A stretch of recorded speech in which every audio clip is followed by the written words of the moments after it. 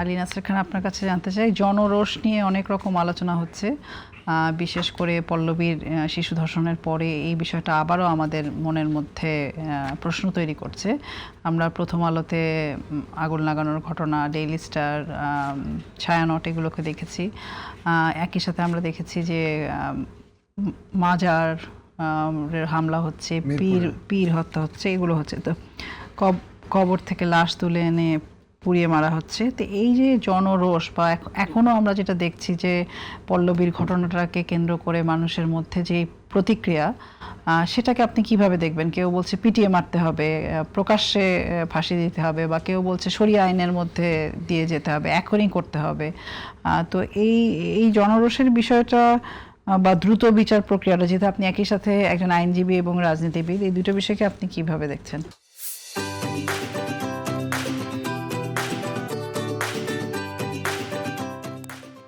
দেখুন, এটা হচ্ছে বাংলাদেশের বিচার বঞ্চিত মানুষের আর্তনাদ।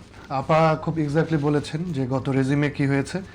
এই বঞ্চনা দীর্ঘদিনের, এটা স্বাধীনতার পর থেকে আরম্ভ হয়েছে, প্রত্যেকটি সরকারই ফেল করেছে।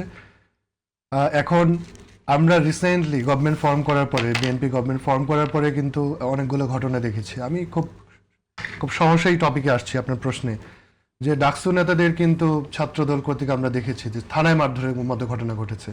আমরা গতকাল দেখলাম যে 2 দিন আগে নাসিরউদ্দিন পাটোয়ারির একটা ভিজিটকে কেন্দ্র করে সেখানে ছাত্রদল এবং অন্যান্য সংগঠনের থানা কেন্দ্রিক যে তৎপরতা।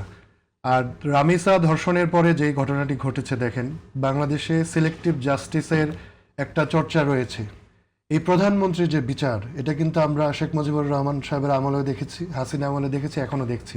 এটা খুবই পজিটিভ দিক যে দেশের প্রধানমন্ত্রী এবং স্বরাষ্ট্রমন্ত্রী একজন ভিকটিমের বাসায় গিয়েছেন তার বাবার সাথে, যেই বাবা এই রাষ্ট্র এবং বিচার ব্যবস্থার প্রতি এতটাই বিতৃষ্ণা দেখিয়েছেন, তিনি বিচার চান না বলে দাবি করেছেন। মানে জুডিশিয়াল সিস্টেমের উপর তার কোনো ধরনের ভরসা নেই, এটি স্পষ্টত প্রমাণ হয়েছে। এটি অধিকাংশ ভিকটিমদের ক্ষেত্রেই সত্যি।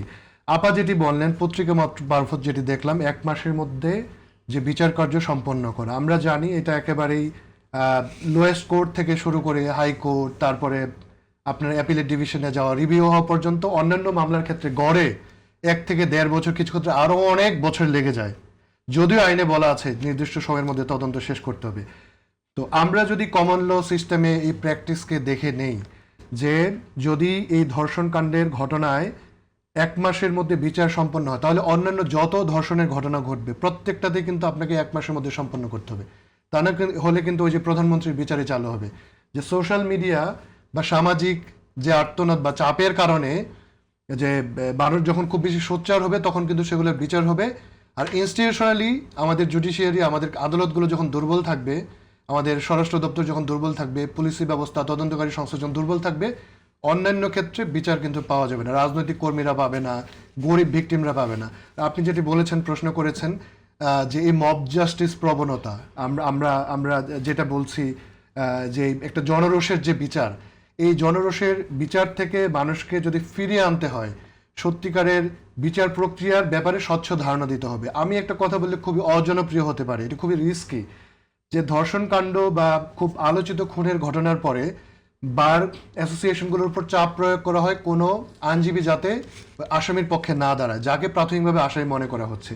দেখেন, এটা কিন্তু একটা আইনি অধিকার, বা আপনি একটা ন্যাচারাল ইনহারেন্ট একটা রাইটই বলতে পারেন, যে একজন অপরাধীও তাকে ডিফেন্ড করতে পারে। একজন উকিল যদি কোনো অপরাধীর পক্ষে কথা বলে, সেখানে কিন্তু বিপক্ষের উকিল রয়েছে, ধরেন রাষ্ট্রপক্ষের উকিল রয়েছে ধর্ষণের ঘটনায়, এবং যখন ট্রায়াল চলে, সেটার জন্য আর্গুমেন্ট হয়, ফাইনালি যখন ভার্ডিক্ট দেওয়া হয়, বিচারক রয়েছেন, তদন্তকারী অন্যান্য এজেন্সিস রয়েছেন।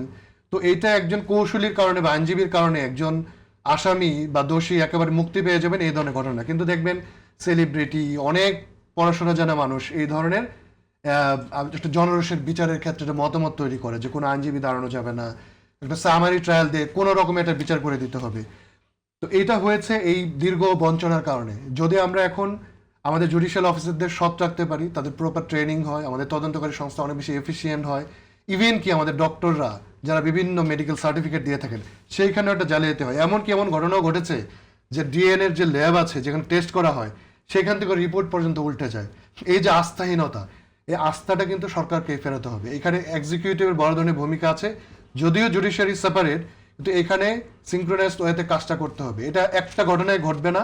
তো আমরা ওয়েলকাম করব যে প্রধানমন্ত্রী তারেক রহমান যদি বলেছেন যে 1 মাসের মধ্যে বিচার সম্পন্ন করা সম্ভব, প্রত্যেকটি ঘটনা যাতে এই ঘটনা ঘটে। আর আপা খুব গুরুত্বপূর্ণ একটা কথা বলেছেন যে শিশুদের বলাৎকার করা হচ্ছে, এটা বিভিন্ন স্কুল কলেজ মাদ্রাসা বিভিন্ন প্রতিষ্ঠানের, এটা খুবই ঘৃণিত একটি অপরাধ। এটাকে যাতে ধর্ষণের এই সংজ্ঞার মধ্যে আনা হয়, যে পেনাল্টি রয়েছে সেটি যাতে আরোপ করে। আরেকটি কথা একটু বলে রাখি, আমরা আবেগতাড়িত হয়ে ইন্টারিম গভর্নমেন্টের সময় ধর্ষণের সর্বোচ্চ শাস্তি মৃত্যুদণ্ড এটি বিধান করা হলো। এই ক্ষেত্রে দেখা যায় যে সাক্ষ্য প্রমাণ যদি হয়ে যায় সেক্ষেত্রে ধর্ষণের বিচারে মৃত্যুদণ্ড নিশ্চিত হবে। তো সেই ক্ষেত্রে কি করে, যারা হচ্ছে এই ধর্ষক তারা কিন্তু ভিকটিমকে মেরে ফেলে। তো এটা একটা অনেক ধরনের একটা জুরিসপ্রুডেন্সিয়াল আপনার ডেভেলপমেন্ট আছে।